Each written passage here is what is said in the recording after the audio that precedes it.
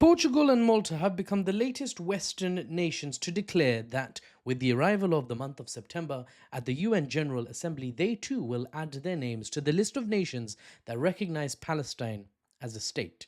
With recognition comes increased chances of a legitimate internationally recognized government of Palestine at some point in the future being established on the ground in reality, essentially.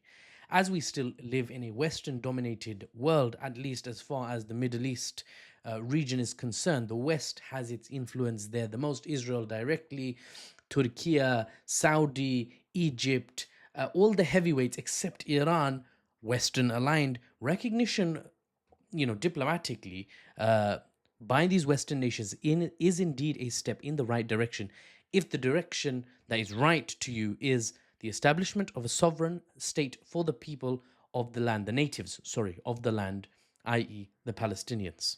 A sovereign state that can guarantee security, life, liberty, the pursuit of happiness, everything a normal state should do.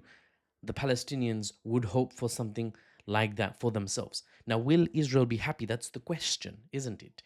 Of course, they will not, is the answer, isn't it? Because, um, you know, uh, the squatter does not appreciate the actual homeowner who's currently not able to re-enter his home.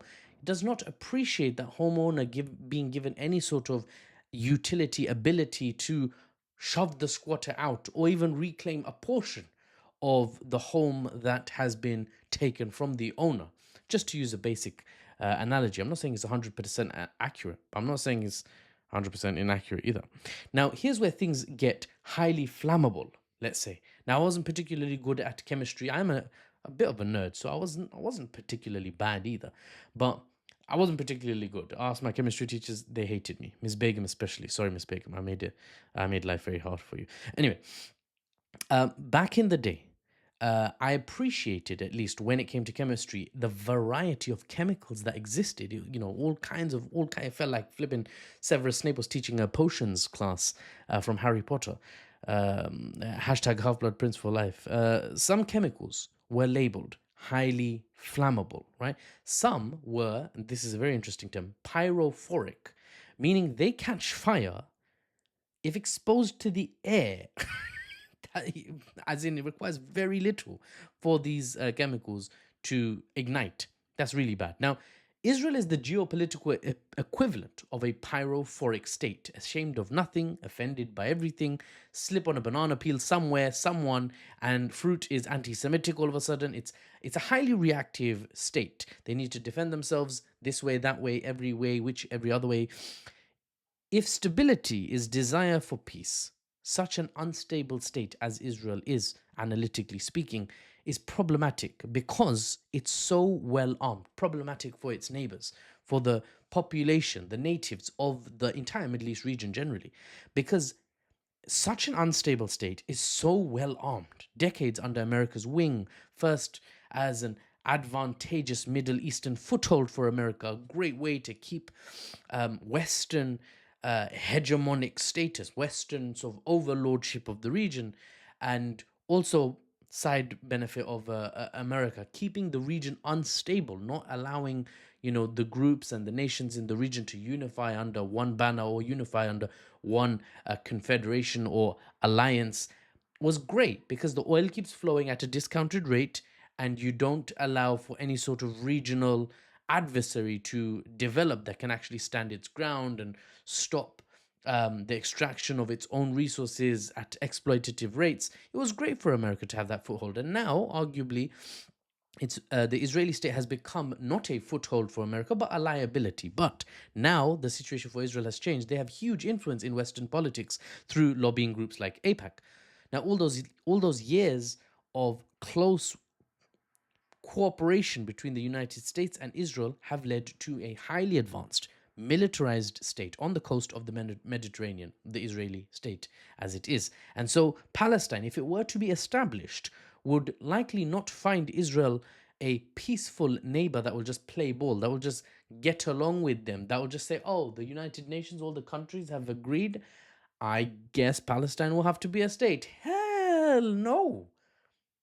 Absolutely not. This is the state that wants to annex the West Bank. Some Israeli officials state that publicly to this day.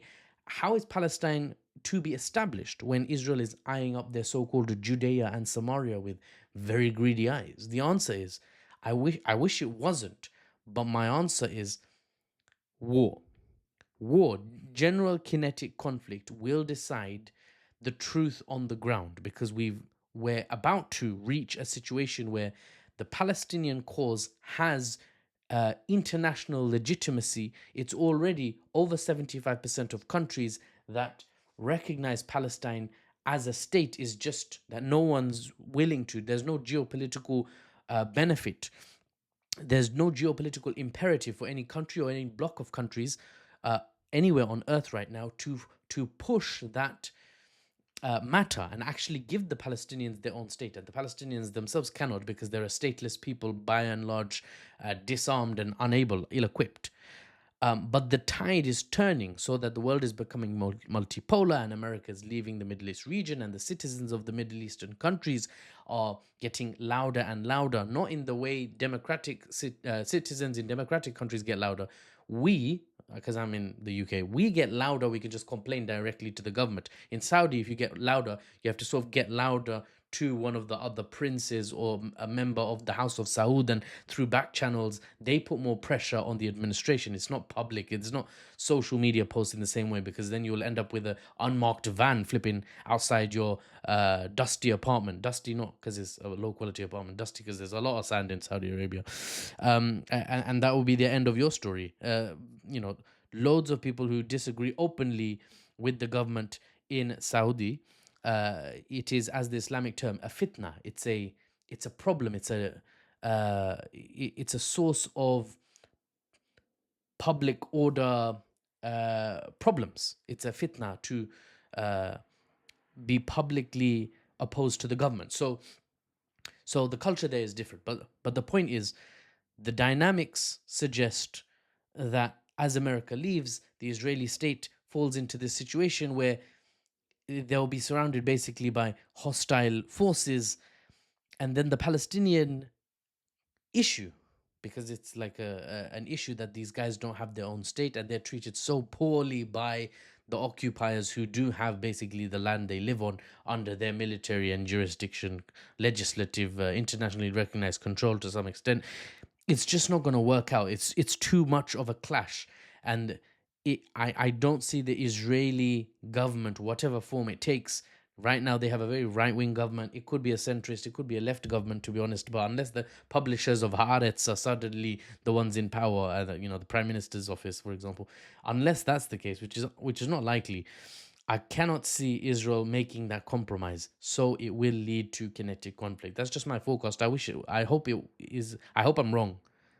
But it is what it is. I think it would be only a fight that leads to one side being able to impose their reality on the ground. The Israeli side would love to be able to eliminate the idea of a Palestinian state by fully, officially, openly, publicly annexing Judea and Samaria, as they call it, and the Palestinians would push back and want East Jerusalem and Ramallah and the West Bank generally and the Gaza Strip, and somehow connect the Gaza Strip to the West Bank through some agreement if they overcome militarily somehow with some sort of united backing from neighbors, if they can overcome the Israeli state, which is not particularly feasible unless a number of other factors come into play, which we can talk about in May. It's going to take a lot more than just one TikTok video, I'll tell you that one for sure. But for now, the halls of power, at least, in the halls of power, the shift is unmistakable. There we are. That's the word I was looking for. The shift is unmistakable. Israel is losing the conviction and blind dedication of some of its most staunch allies that it's enjoyed for as long as Israel has actually been a state. I'm not counting 3,000 years ago because some holy book said so. I'm not counting. I'm talking about the modern nation state. The question on my mind is, will the Israeli state stay quiet, or will they lash out, seeing this trending towards pro-Palestine, even in the Western world? And if they do lash out, who will it be against? For the unbiased news and analysis without the Western spin, I'm Mahfouz.